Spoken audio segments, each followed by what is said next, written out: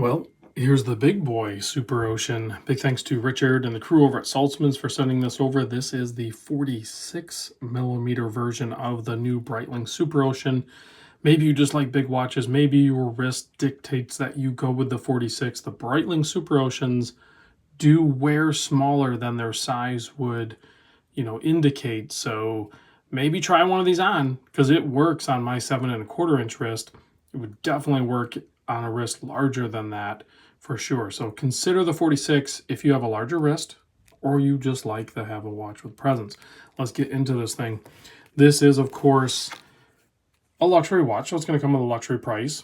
It's $4,750. I'll put a link in the description to Saltzman's where you can check this out. Let them know I sent you. Case size on this, not including this little locking mechanism here or the crown guards, from here to here is 46 millimeter. The lug to lug is about 51.5 millimeter.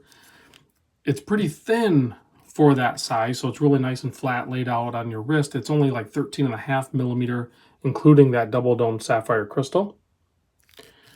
Lug width 24. Again, that's to help kind of just balance out the proportions. This strap and I believe the bracelet, if you opt for the bracelet, both taper down to 20 millimeter. Now strap, you have to cut it down to size, and then there is an on-the-fly micro adjust in this clasp, just like there is now with the bracelet. The bracelet option is only $200 more. This one's $47.50. I think the bracelet is like $49.50. So pretty much go with the bracelet, maybe add the strap later, but maybe you just hate bracelets and you don't want polished links like the newer one comes with, then yeah, save yourself the $200 and just get this one. Because if this is the one you're going to wear it on, then I guess you don't need a metal bracelet laying around in the box. So that's up to you. That's going to be up to the individual user. It does have a nice oversized 8 millimeter screw down crown with a signed B on there. This does have 300 meter water depth rating on there. It also has something kind of funny, and I'm going to zoom in to show you that. Because the smaller variants don't have it. Now, I think they just don't have the real estate on the case to do this, but this over here is to lock the bezel. So right now it is locked. You cannot turn it at all. You slide this down, boom, like that. It's actually a bi-directional clicking bezel. 60 click. It's consistent in both directions, very snappy, no play. And then once you get it into your desired position, you lock it in place and you're good to go. There's going to be no problems there. So that honestly kind of makes sense for a dive watch. I don't know. Am I wrong in thinking that way? Like once you set your bezel, you don't want it to move. They're set. Bezels mostly work in one direction.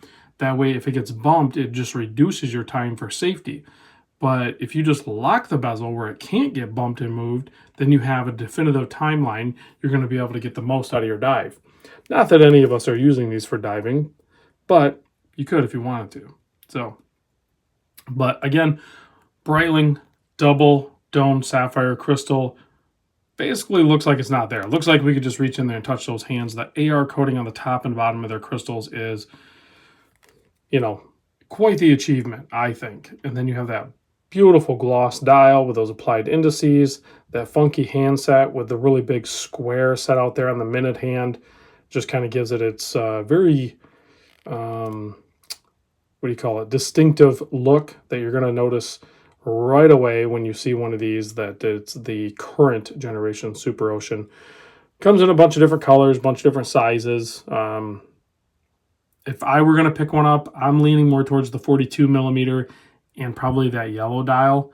But like I said, this one, if you want a little more presence, or maybe, like I said, if you're like a 7.5 to 8.5 inch wrist or something like that, you pretty much got to go with this 46. Like you got to go with the bigger one. So COSC movement inside. It's the Breitling B17, 26 joules, 38-hour power reserve.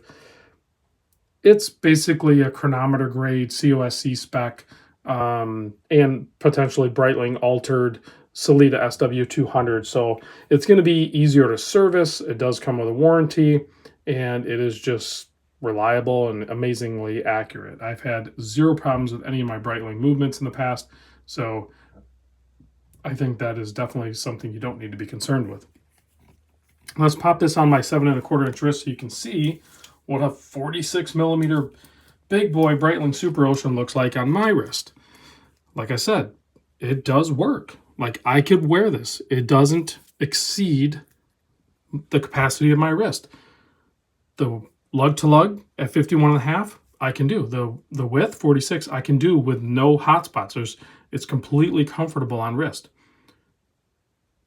Would I go with this large of a watch on the Breitling SUPEROCEAN? No, I personally wouldn't.